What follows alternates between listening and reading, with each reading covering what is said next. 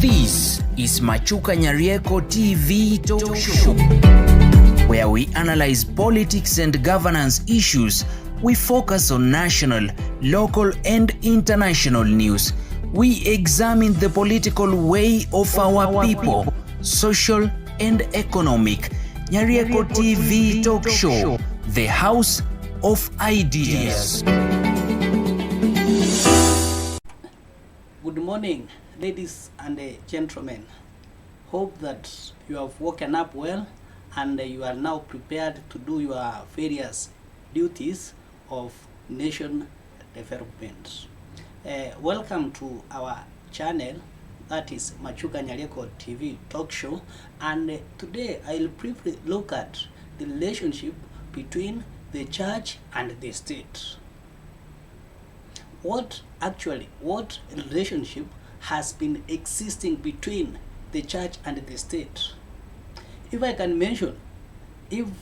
go a little bit back before we focus on one Archbishop, Bishop Ole Sapit, I'll like to mention a few bishops in the previous regimes who have got it love from the those various regimes. But before we proceed, kindly, if you are watching this channel, just subscribe so that wherever we produce another video, YouTube will automatically notify you. And thanks to our subscribers. And back to our discussions.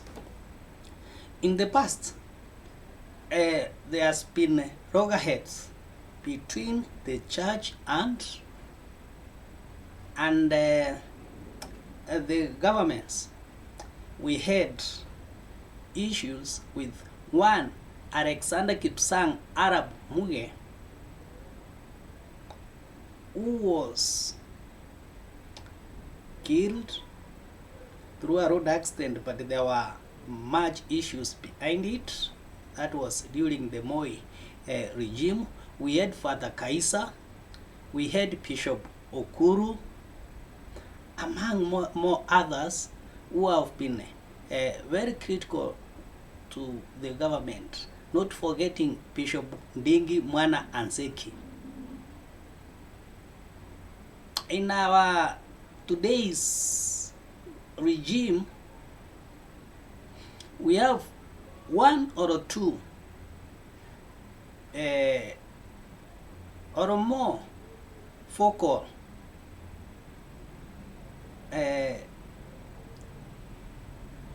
church readers.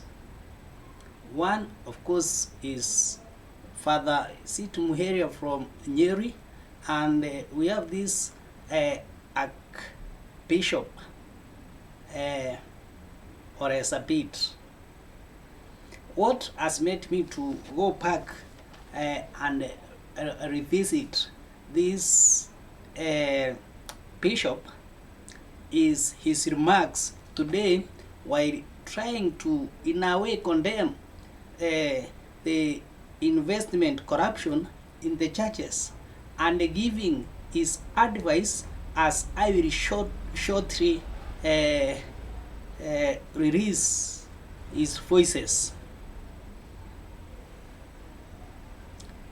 Bishop Oresabit is adding to other religious leaders such as Timothy Njoya Reverend, and among those whom I had mentioned before.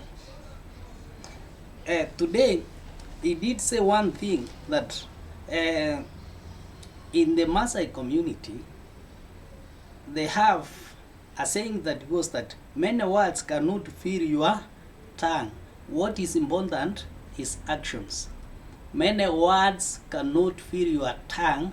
What is important is actions. Probably he was condemning this government indirectly. So kindly listen to what he had to say. All the money being spent in these barasas and even these bully campaigns that we see around the country, be it of the position of the government, is translate that money to our schools. Now our principal are crying because the capitation is not enough. They cannot keep our students for as long as we wish them to be in school. We want the funding model of the universities to work. We want the healthcare system to work. But we also want the agriculture sector that the government should put infrastructure in place so that every farmer will have opportunity to take their farm, produce their farm in time, because it's a good road. Is we have to condemn with the strongest terms emergence of goons or disruptors of anybody's meeting or curtailing freedom of association and speech, because that is enshrined in our constitution. And anything that is thuggery is outdated and barbaric. Anything that is thuggery is sin in the eyes of the church and in the eyes of God. And therefore, if you are being used to a sinful act, it will earn you hell. If you do the right thing, you will earn blessings, not curses. So to whoever is being used to mobilize, especially our young people, say not what is not right and say yes to what is right. Earn your decent living, God will bless you and bless the work of your hands. When you earn from wrongdoing, what you will end up is in prison, what you will end up is in death, and there's no future. The future is in caring for one another, in love for one another. And the future of the nation is not in political gathering. The future of the nation is in constructive engagement. Even if you have a different opinion, let us air it, and then we sit on the table and we ask who is right in a sober way, not in a disruptive way. We do an election, but Kenya has never known how to do that.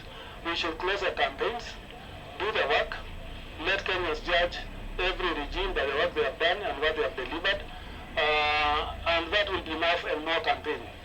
In my view, it is a work that should even earn votes other than the words they speak in those barasas and the more money they use in those campaigns even before the campaign time.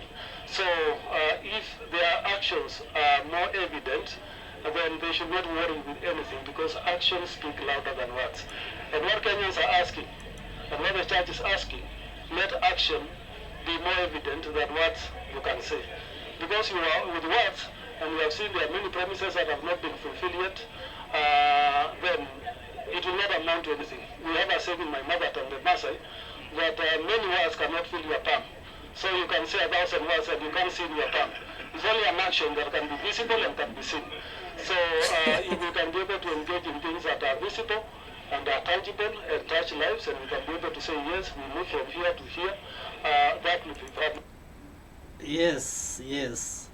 You have heard from him. Many words cannot fill your tongue. Let actions speak louder than words. Those are the wise words from Ore Sabiti. Have a blessed day as we wait for another video. Thank you.